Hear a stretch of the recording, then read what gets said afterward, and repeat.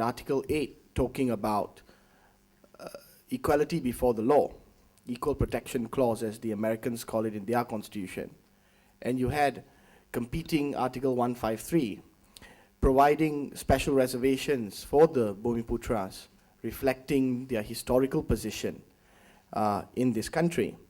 But in that very same Article 153, you also spoke about the securing the legitimate interests, it's an interesting term, the legitimate interests of all other Malaysians in those sectors and beyond. Fast forward to May 1969, the compelling story by Y.B. Shari is interesting. I'm part of the post-69 generation, as we call ourselves. And I was very much taken by what the president of the MCA had said last Sunday, where he said that, I think we should move on. We should move on, that the past baggage and the legacies of the past should not hang like an amulet on the necks of my children and my children's children, restricting us from fully embracing our true potential.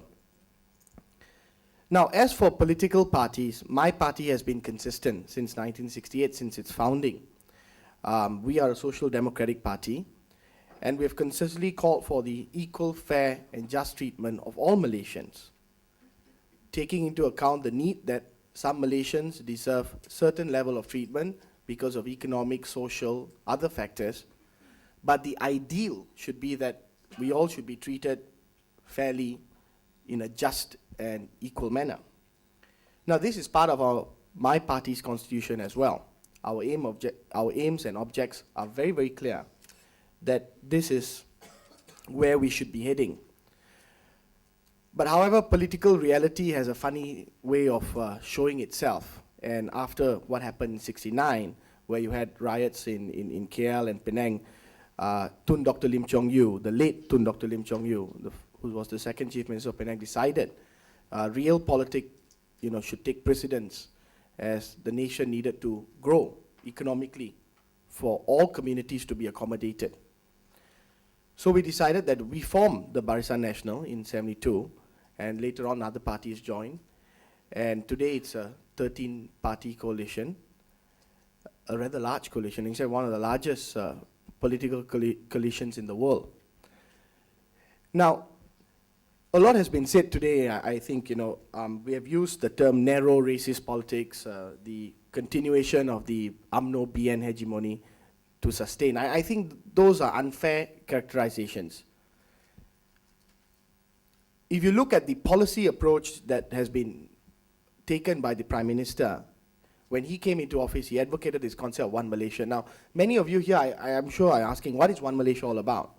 Now, I think I can try at least to help you understand, because I also wear a dual hat. I'm also attached to the National Unity Department. So a lot of what happens with One Malaysia and National Unity does come under our purview. One Malaysia is simply this. Now, for too long, we have practiced the concept of tolerance. That means I don't really like you, but I accept you. I tolerate you without fully accepting your difference, your diversity. I think that, so the Prime Minister said that is not acceptable. We have to move to acceptance. Accepting the diversity, and then the third level, the apex level, which is the celebration of that diversity.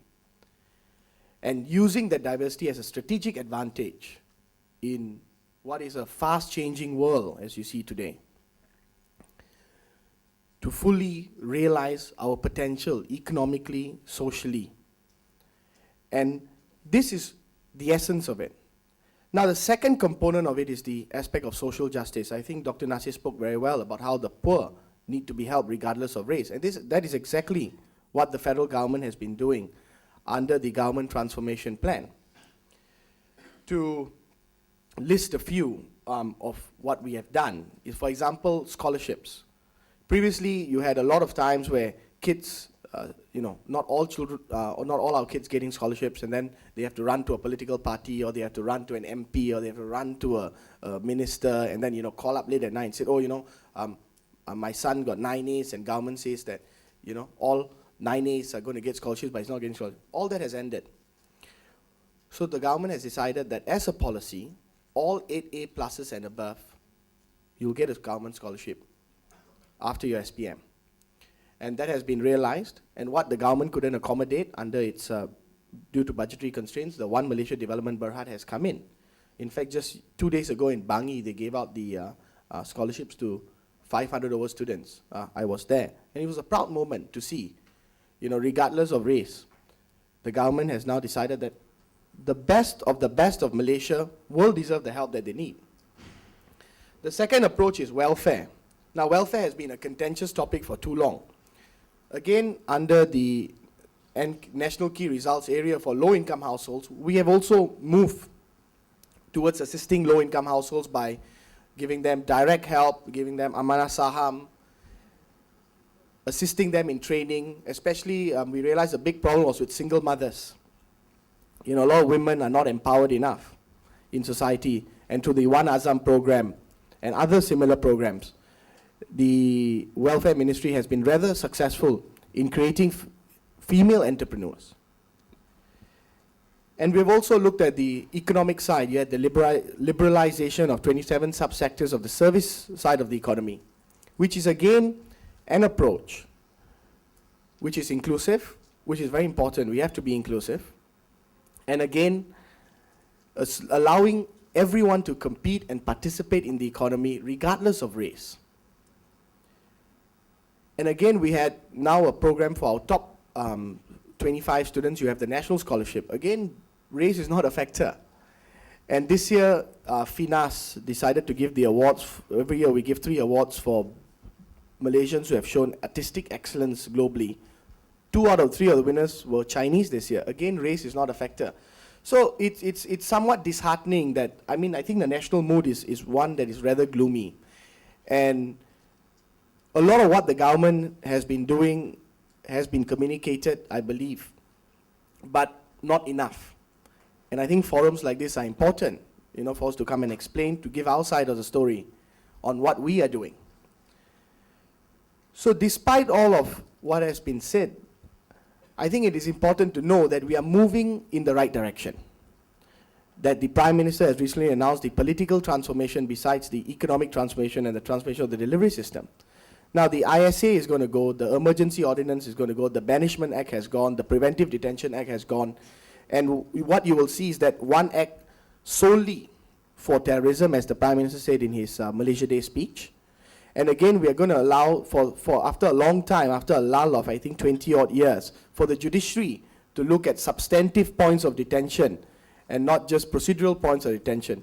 So these are steps in the right direction, showing that as a government, the BN, being the party in government, is opening up. We are readily ceding powers that put us at advantage, because it is the right thing to do. I think for too long, politics and politicians have become a dirty word.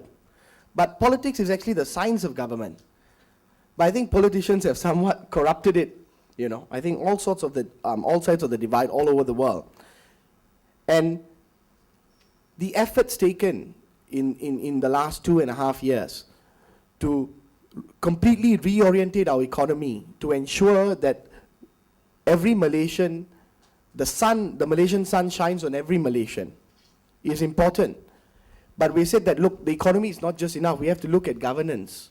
So, okay, so the governance part, you have the government transformation program coming in to ensure that government service reaches the people. When I went to make my passport, I think it was about 7-8 years ago, I remember I was still in school. I had to skip a day from school, wake up at 6 o'clock in the morning, drive all the way to Wilayah Complex, which isn't too far from here, and then line up. And then by 7 o'clock, the guy comes out and tells you, oh, Tuan, sorry, numbers sudah habis lah. But today, when I went to renew my passport a couple of months ago, I went up to the Damansara office and I got it within 45 minutes. So this shows that the whole delivery system is improving for the right reasons, and we are doing so by putting the people first. And that's the key essence, the third component of One Malaysia, which is people first, performance now. Just to relate a story, because you know the two eminent speakers before me also spoke about how the fact that our diversity is rather unique. When I first got in the Department of National Unity, I tried to see other countries. I tried to look for other countries similarly diverse, with Chinese, Indians, Malays, Muslims, Christians, Sikh, Buddhists, Hindus. I simply couldn't find another example of a country as diverse as ours. In a way, the closest I could see maybe is Fiji, India to a certain extent, but still 80% Hindu. And a number of European countries, I think, are moving in that direction. France, you have a significant Muslim majority. In the UK, you have a significant Indian majority. I spent 3 years in the UK. America is another example where you have a strong minority as well. And in all of these countries that we looked at, the problems of race, religion are still cropping up. In France, for example, they have banned Muslim women from wearing the burqa, simply because they say that excludes them from society. In Switzerland, they decided that minarets is too Islamic a symbol, so they decided to do away with it. In Germany and in the UK, their Chancellor and Prime Minister respectively have proudly said that multiculturalism has failed. But I think the Malaysian project is something I take comfort in, because we have not come out to say that multiculturalism or multiracialism has failed. We have our problems, let's not deny that. Every country has their problems. But we are addressing it in an inclusive manner, and that is why I think that if you look at it on a whole, on a balance, you will see that a lot more can be done, but a lot is being done already. And we should be open and brave enough to appreciate what is being done. When I was in the Vatican in July, to part of the PM's delegation to establish diplomatic relations with the Holy See, I sat in conversation with one of the senior monsignors.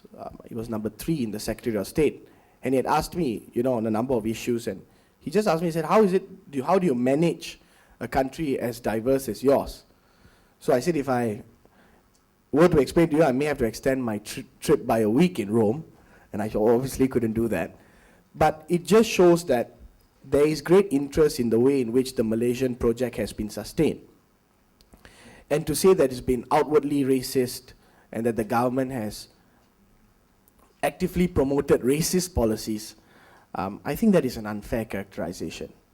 Obviously, there have been policies targeted towards the Malays, gaining its competence from Article 153, because there's, if you look at statistics today, out of the bottom 40% of Malaysians who are poor, 80% are Bumiputra.